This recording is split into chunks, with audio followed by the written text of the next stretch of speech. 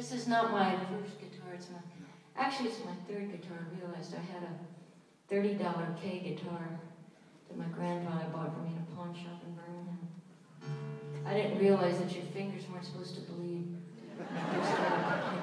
The C chord still gives me a certain amount of anxiety.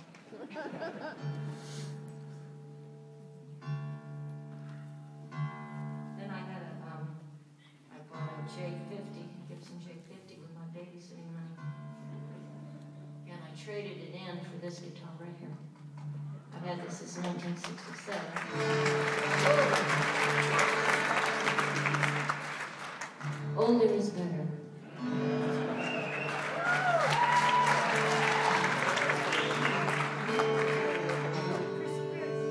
There's a valley of sorrow in my soul,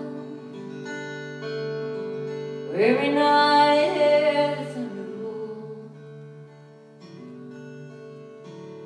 like the sound of a distant gun,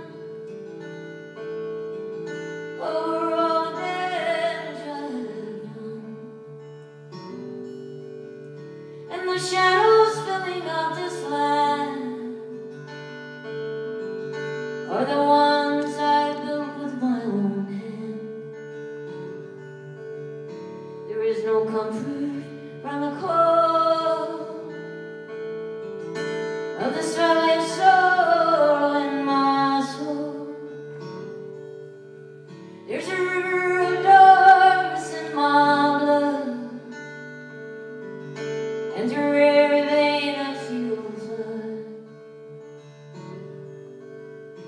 There is no bridge for me to cross, no way to bring back what is lost. Into the night it soon will sweep, down where all my grievances I keep. But it won't wash away the years, one single hard and bitter tear. The wrong of ages I have known is awareness down in the bone. I used to ride like a rolling stone, now I just carry it alone.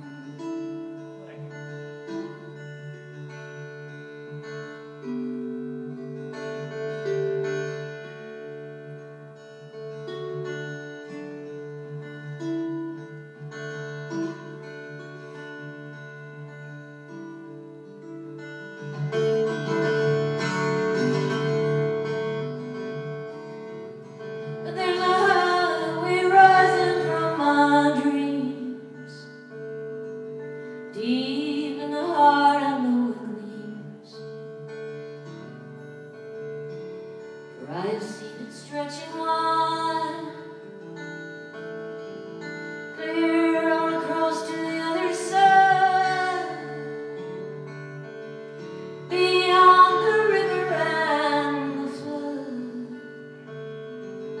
and the valley where for so long I've stood, with the rock of ages in my bones. Someday I'll know it'll lead me home. Oh,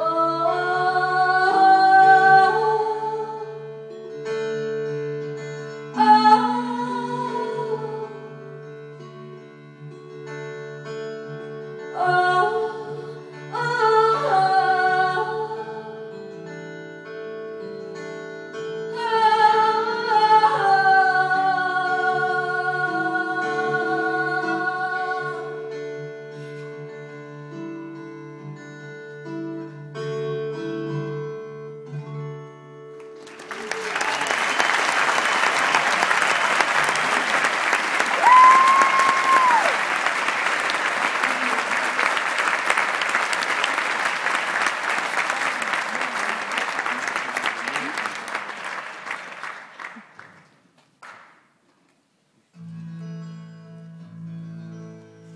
It's a song that I wrote for my father.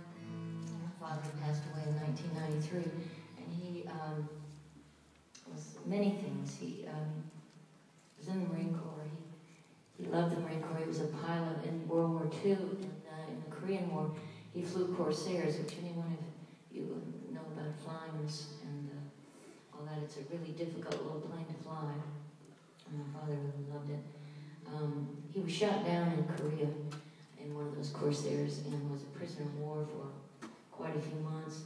In fact, for a while we didn't know whether he was dead or alive. It's a real terrifying thing for families of service people to go through.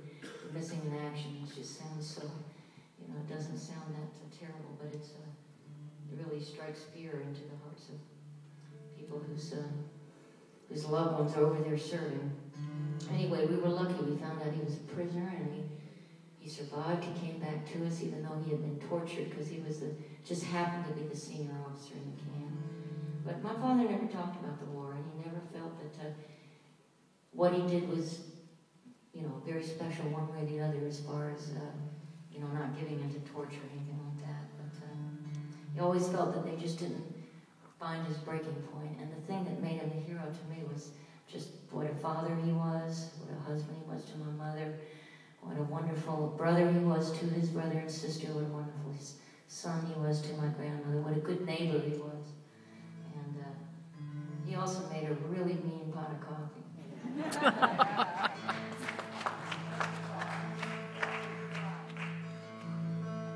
I meant to